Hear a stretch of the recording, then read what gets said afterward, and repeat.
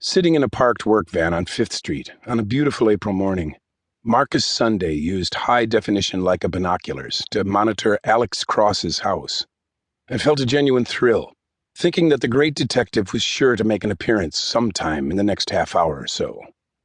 After all, it was a Thursday and 7:30 in the morning. Cross had to work. So did his wife. And his children had school to attend. Sunday had no sooner had that thought than Regina Cross Hope, Cross's 91-year-old grandmother, came up the sidewalk from the direction of St. Anthony's Catholic Church. The old bird was tough and moving at a surprising clip despite the cane. She walked right by his van, barely gave it a glance. Then again, why would she? Sunday had attached magnetic signs to the van that advertised Over the Moon Vacuum Cleaner Company, and behind the tinted glass he was wearing the uniform of said company, a real find at the Salvation Army. Fit perfectly. The used vacuums in the back of the van had been purchased at a second-hand store out in Potomac for $60 apiece. The phony magnetic signs had been ordered online through FedEx office, so had the phony badge on his left shirt pocket. It read, Thierry Mulch. A lithe, fit man in his late 30s with close-cropped salt-and-pepper hair and slate-gray eyes, Sunday checked his watch as Cross's grandmother disappeared inside the house. Then he took up a black binder stowed between the driver's seat and the center console. Flipping it open, he noted the tabs on the first 5 section dividers, each marked with a name. Bree Stone, Ali Cross, Johnny Cross, Damon Cross, and Regina Cross Hope, otherwise known as Nana Mama.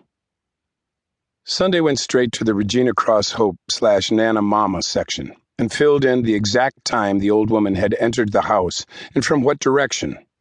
Then, waiting for more sightings, he flipped to the back of the binder and found a 4-page copy of the floor plan of the house, which had conveniently been filed with the City Planning Board last month as part of Cross's application for permits to redo his kitchen and bathrooms.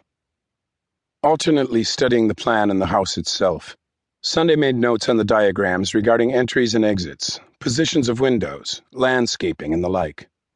When Cross's wife, Bree Stone, also a detective with the D.C. Metro Police, came out on the porch to fill a bird feeder at 7:40, he recorded that act as well, and the fact that her backside looked glorious in a tight pair of jeans. At 7:52, a truck bearing a logo that read, Dear Old House, pulled up in front of Cross's house, followed by a waste disposal company hauling a construction dumpster.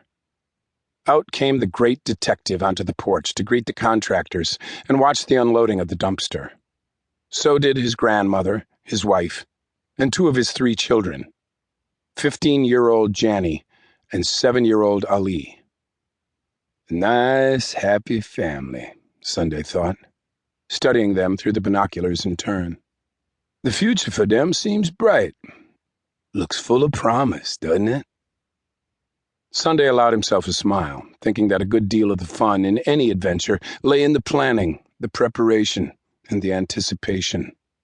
Maybe more than half, he decided, enjoying the way his ever-fertile brain conjured up various dark ways to destroy the dream scenario unfolding before his eyes. Then Dr. Alex left with his kids.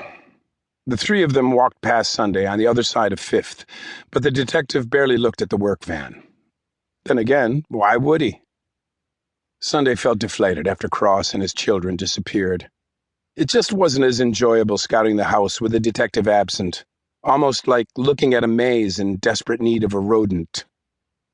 Sunday checked his watch, shut the binder, and put it away, feeling that he was a free, authentic man with a purpose that would not waver no matter the consequences. He started the van, thinking that wavering in any way was almost an insult to one's opponent. You had to want to destroy your enemy as much as he wanted to destroy you. As Sunday drove off, he believed he was up to his task.